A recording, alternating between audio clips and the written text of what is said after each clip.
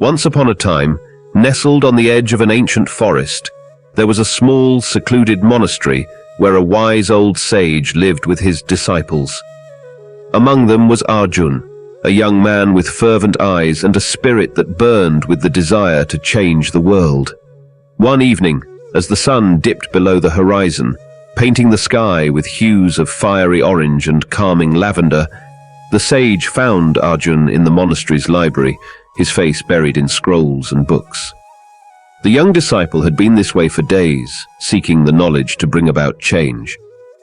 "My dear Arjun," the sage said gently, "I see the passion in your study, but tell me, what have you done with this knowledge?" Arjun looked up, his eyes weary yet hopeful. "I am preparing, Master. When the time is right, I will act, and the world will be better for it." The sage nodded, understanding the sincerity in Arjun's heart. "Come with me," he said.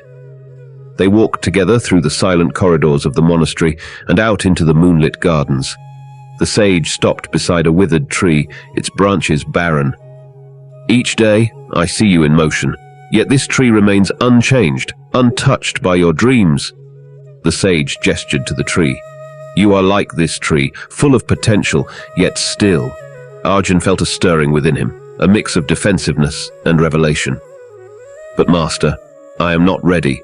I need to learn more, to plan more carefully." The sage took Arjun's hands in his. "Planning has its place, but it is not in the roots of a tree, nor in the heart of action. You must plant your seeds, water them, and allow them to grow. Knowledge without action is like a river that never flows."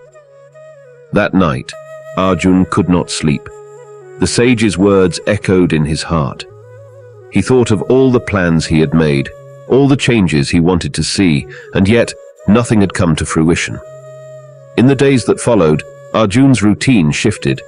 He still read and planned, but now he acted too. He taught the villagers how to read, planted trees, and started a small school for the children. The change was slow, but with each action, Arjun's spirit soared, and the emotional turmoil within him settled into a peaceful resolve. Years passed, and the once withered tree in the garden now stood tall and lush, a testament to the power of action. And Arjun, now a sage in his own right, shared the story with his own disciples. "Motion is the beginning of action," he would say, "but only through action does the world move, does a tree grow, does a life find purpose." And so, the cycle continued, as the young disciples learned that the true path to change was not in the waiting or the endless preparing, but in the doing. They learned that the most profound knowledge the sage could impart was the simplest. Action, however small, is the most powerful force for change. If this story resonated with you, like, share, and subscribe to the Inspire Daily channel. Stay tuned for more such tales.